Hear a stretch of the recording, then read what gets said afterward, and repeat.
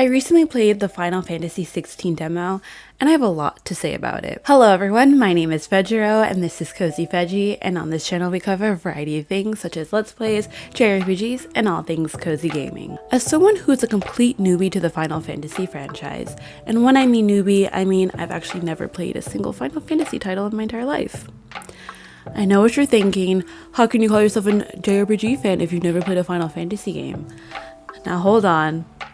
I have owned a lot of titles and I've watched Let's Plays of previous entries in the series, but I've never truly played one on my own until now. To say that this is one of 2023's most anticipated releases is an understatement.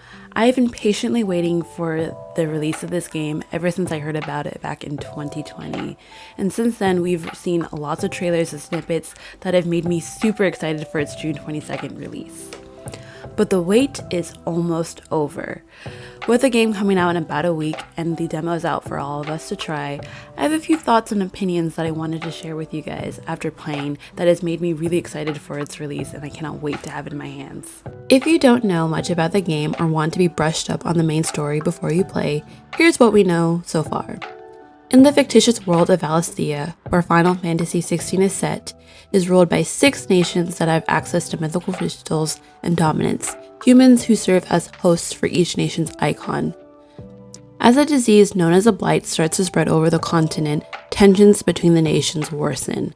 When Clive Rosefield, Joshua's younger brother's guardian, sees his kingdom destroyed, he sets off on a vengeance mission in search of the evil icon Ifrit.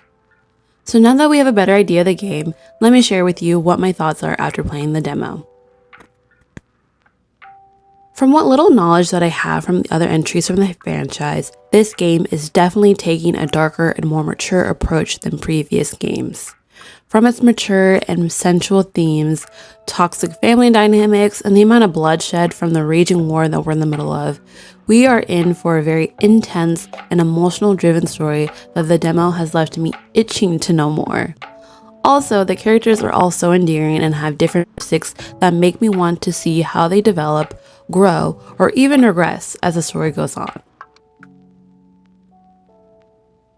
Now, for many Final Fantasy vets out there, may have been apprehensive with the idea of the franchise leaning more into the action-based combat. But after playing the demo, you can be rest assured that it was a good choice.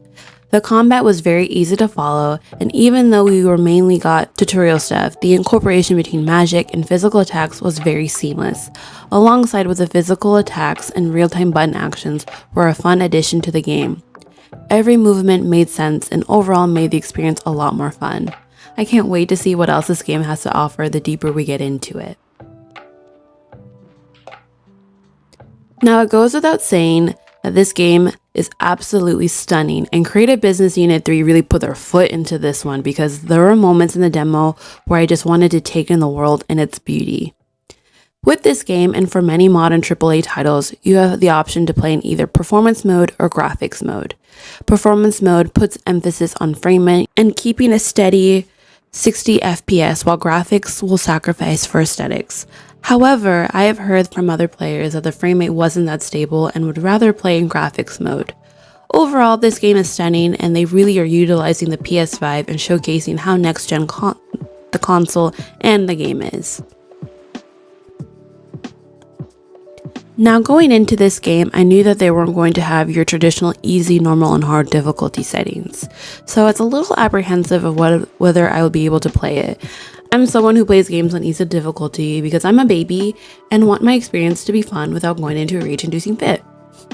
But the developers made the choice of having 2 difficulty settings, story-focused and action-focused. Story-focused gives you certain accessories that make gameplay easier and for those who may be new to the action RPG genre, while the action-based difficulty is for those who are more comfortable and familiar with the action-based combat and will not have the accessories at the start of the game. I opted for the story-based difficulty, and to be honest, it was a little too easy for me. But what's great about this game is that you can change the difficulty at any time. So if it's too easy, you can bump it up. And if it's too hard, you can bump it down to make your gameplay experience more fit to your liking. With that all being said, I cannot wait for when Final Fantasy XVI drops and is finally in our hands for us to play in all its glory. After playing this demo, it has definitely squash any doubts that I may have had of the game. Graphics look amazing, plot looks super intriguing, and the cliffhanger that this demo left us is making me want more, and I cannot wait to play this when it comes out next week.